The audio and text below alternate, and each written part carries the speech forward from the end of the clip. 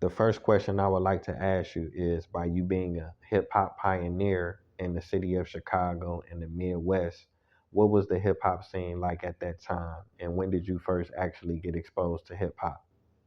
Well, I got exposed to hip hop like early on. You know what I'm saying? I really didn't even know it was called hip hop, but my uncles was playing the Sugar Hill Gang, and and then we used to watch cable, and I mean we had something called On TV and Spectrum, and they had this breakdancing show on there. You know what I'm saying? Called Breaking and Entering, and we was listening to basically everything that was they was listening to in New York. You know what I'm saying? Like we Chicago like a melting pot. We listen to everything from all the different coasts, and it come to the middle. So we kind of got wind to the break dancers because some of the older brothers in our neighborhood they was rhyming and they was break dancing, they was DJing. I used to DJ, you know what I'm saying? Like I DJ'd, I break danced, I tried to do graffiti, I tried everything as like a little kid because that was like our that's we didn't know that it had to come from a certain coast or this. We wasn't thinking like that was a shorty. I just knew this was the music and I just done it. Wow, that's really, really dope. I appreciate you sharing that. I mean, it's amazing to see, you go from being a spectator to being a participant. You actually touch multiple elements in hip hop. You know what I'm saying? You was DJing, you was producing, you was rapping, to go on to become the legend that you are, especially in the shy. I was on time. It's like I learned from some advanced brothers, and they taught me real quick. And I'm one of those people that catch on real quick because I played drums as a shorty too. Like at 4 years, I was playing drums. So I grew up around my uncles and them playing in bands and stuff. So Okay, okay. Now I want to ask you this. Now, who were some of the guys that were at the forefront of pioneering hip hop in Chicago? Some of the guys that predated, your era. oh well, locally, we had like Common, Twister, when he was tongue twisted, like but actually, yeah, it's so crazy. It was like we was on the radio too back we was on the radio, but we wasn't, what I'm saying, big. We hadn't a label hadn't synced us yet, but early on those brothers they was popping out. We had a lot of local people, but I think the people that had the chance was like the Twister, and then our sister the Brat, she got to get on with Jermaine Dupri. You know what I'm saying? So she had popped out there. Of course R. Kelly. Because we used to do like before we went major, we was already known in the hood, and we used to do talent shows with everybody. So we kind of had a name from the talent show scene because we always came in first place. You know what I'm saying?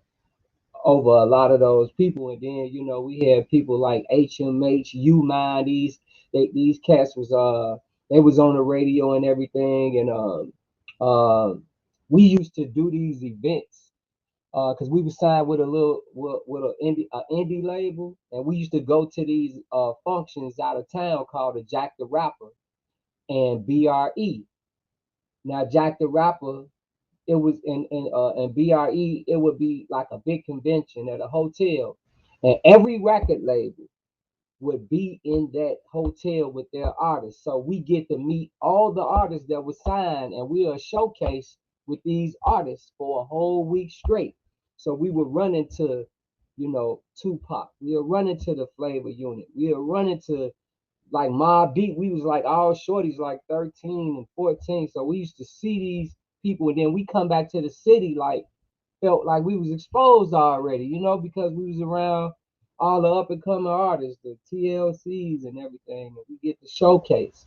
So that kind of groomed us for the industry. And that was like back in like the early 90s, like 91, 92, on the, BRE and stuff. Yeah.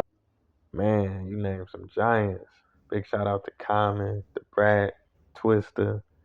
They are definitely some monumental figures in hip hop for sure.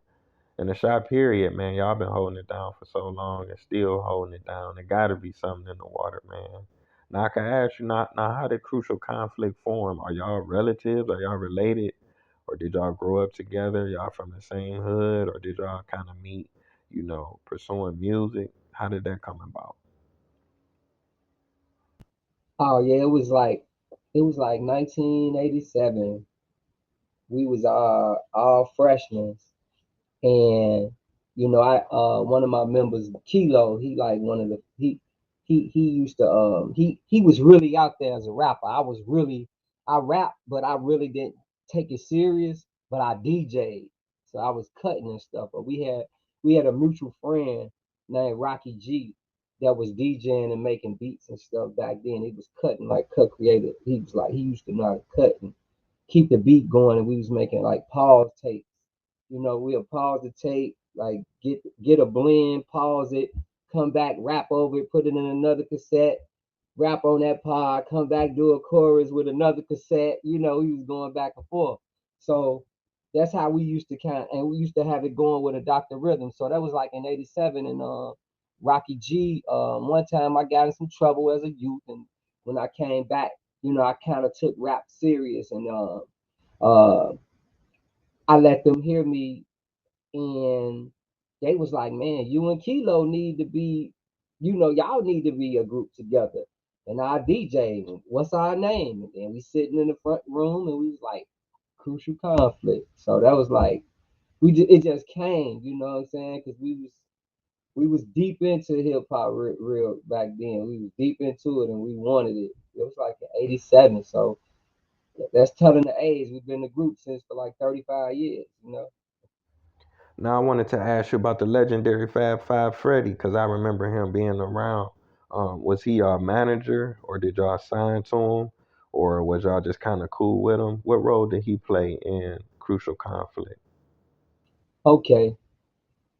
Well, when we start shopping our demos, The name of our studio, we came up with the song "Hey in the Barn" because the name of our studio was called the Barn, and it looked like a barn, but we was in the city of Chicago. So we had a showcase, like we showcased for all the labels. We sent our demos out. We had big labels coming and flying to the city in the hood, and they came to our studio on the west side of Chicago. So it was like CBS, it was like Sony, it was like Universal, all these Epic, all these record companies was coming to the studio to see us showcase and everything with these big giant contracts. We was like, man, but we saw Fab Five Freddy when he came representing another label.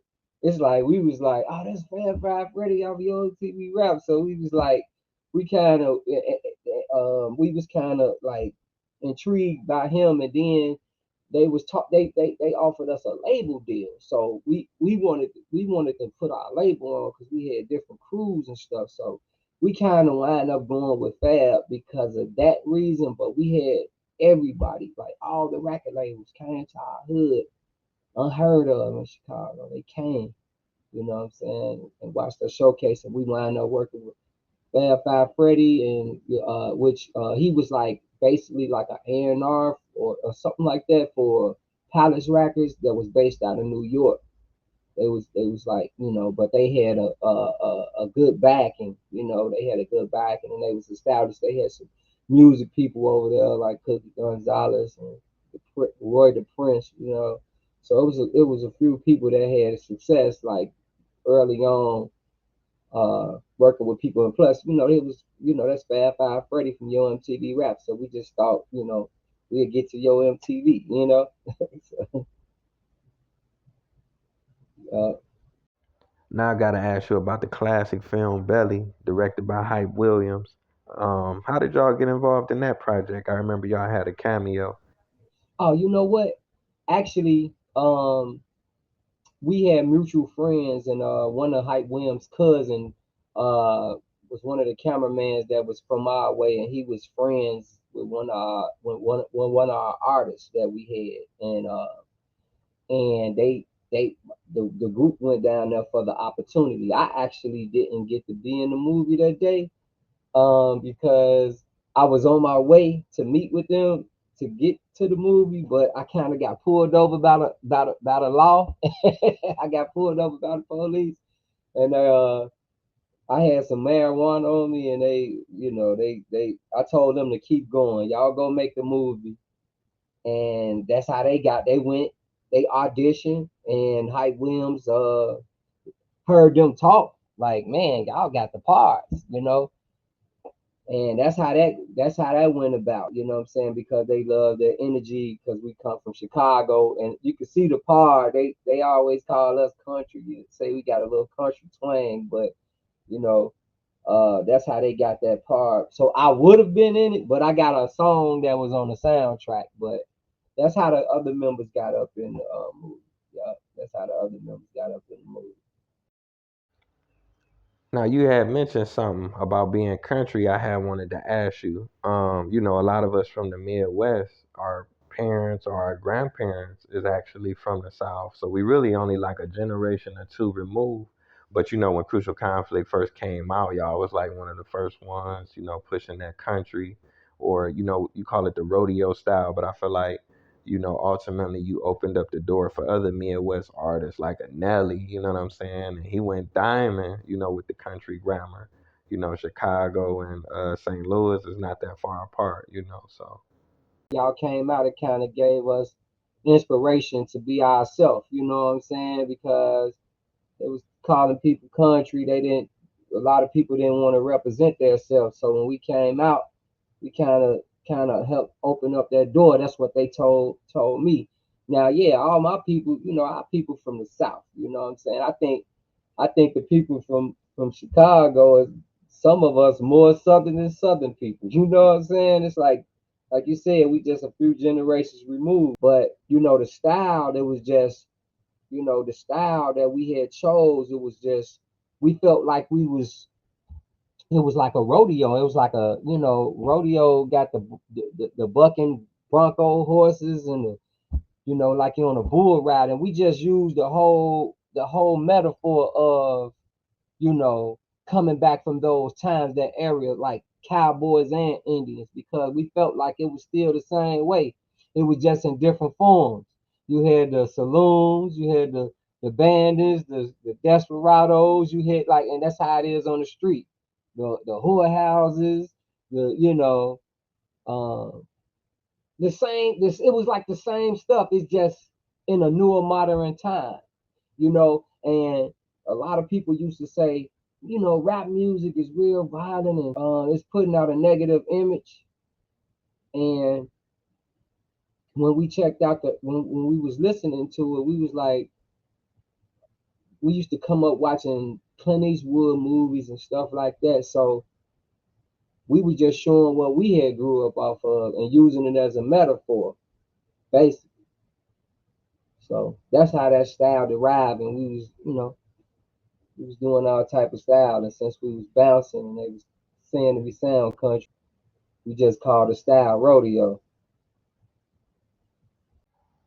Now, I wanted to get your perspective on this. Like in the mid '90s, it was a big rivalry between a lot of artists. I guess it was about who started rapping fast first, or who originated the style, or who was at the forefront of making it popular, or who did it the best. I'm not for sure, but I know at one point, 3 6 Mafia kind of came out with a diss record, and it was like, Bone Thugs and Harmony stole our style. And then after that, I think Bone came out with a couple records coming at Crucial Conflict. And then the whole Shy responded, Twister, Do or Die, Crucial Conflict.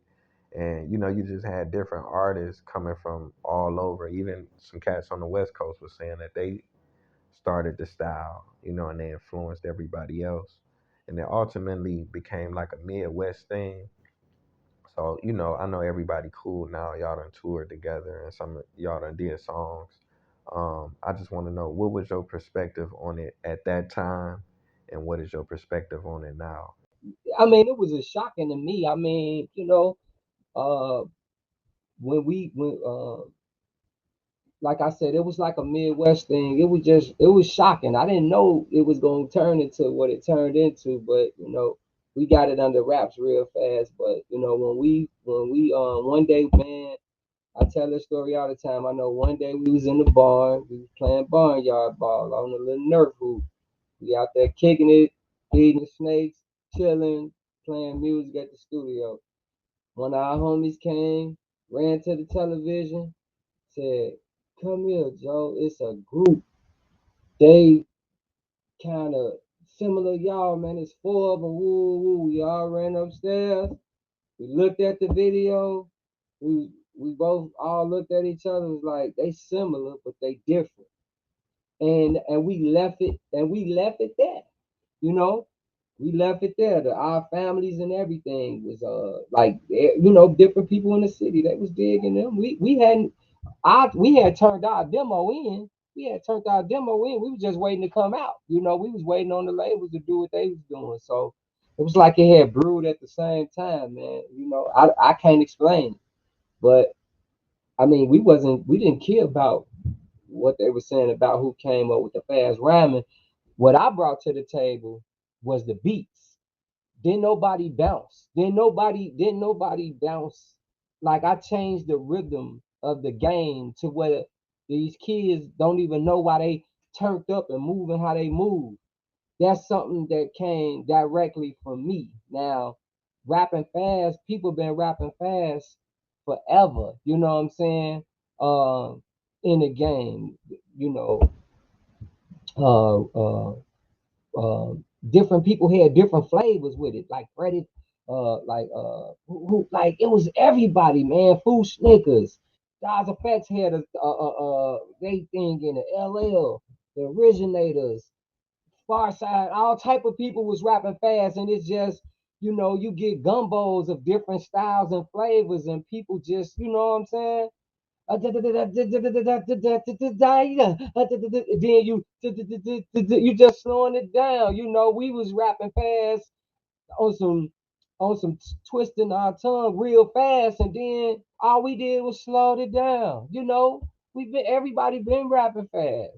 It's just we slowed the flow down, but the beat, what I'm saying. I feel that the rap game don't give me the right flowers or credit, but if it wasn't for that style with the hi hats and all that stuff came directly from me. You know what I'm saying? And everybody got a rendition of. I think the whole industry, you know, being in Barnes or flowing like Crucial or bounce with me. It was just everybody, like the whole gang switch. You know what I'm saying? And I had a chance to look at Timberland one day on Drink Champs. He kind of said, man, he was inspired. They was like asking him groups that he was into, and he kind of gave me the props. And that's all what people was. That's all I had been waiting on. I don't nobody owe me nothing, but at the same time, I put something in the hip hop game that's legendary. People doing it to now. These kids don't even know why they moving the way they moving. That started from me. You know what I'm saying? They took it to the radio station. The DJ said, like, what tempo is this? We don't know what to do. Like, what is this? Then they saw the video and the whole country went on fire. The whole world went on fire. So that's how they even know, because they didn't even know the tempo. That just that just solidified it. Even in our city. You know what I'm saying? They didn't know the tempo. Definitely, King. Man, I gotta thank you again. I want to let you know how important crucial conflict was to us growing up. You know how kids be like, man, we fighting over who gonna be Hulk Hogan or who gonna be Ultimate Warrior. You know, we used to argue and fight over who was gonna be Wildstyle, who was gonna rap your part. Because I remember, you know what I'm saying, when we bought the final take and we took the jacket or the sleeve out and we could read the lyrics and we would take turns rapping and passing it around, trying to memorize. Hey, that definitely was one of the highlights of, my childhood. And I wanted to ask you this before I let you go. Um, what's the status of Crucial Conflict? Are y'all still together? Are y'all retired? Are y'all torn? Are you still producing? Do you have a label? Do you have artists? Do you have any upcoming projects that you could tell us about? Yeah, I'm still producing. I'm right now. I'm in a solo mode. Like I said, we've been doing it like 30 something. years, man. I'm like in solo mode. I've been working on a project on my son. You know what I'm saying? And one of my, if you know the history of Crucial Conflict, you'll know there was two other members before Never and Cole came, and we been back working. I've been me and he go by the name of Lil Child now, but he was Smooth T. But he was we're working on stuff, you know what I'm saying? We together like every day. So we working on new music. I'm doing production. Um um and I got a project finished, my son project finished. I'm just working records. I got a record that I'm working right now called Get Up. You know, uh it's like a party song. It's on all streaming platforms. Um and I got shows lined up after that. So crucial as a whole. It's still torn and everything. I just had kind of fell back, because life, kind of throw you curveballs and you wind up doing different things in life. You know what I'm saying? So never know where the path may lead, but it's still love. You know what I'm saying? It's just doing different stuff right now. So yeah, I definitely want to thank you for coming through on the platform and sharing that history with us, man. I really appreciate everything that you and Crucial Conflict have done, for hip hop, for the Midwest. Y'all definitely inspired us, coming from Cleveland and the rest of the Midwest as well. And I want to thank the viewers for tuning in. It's definitely been a phenomenal episode of Taye Speaks. So until next time, peace.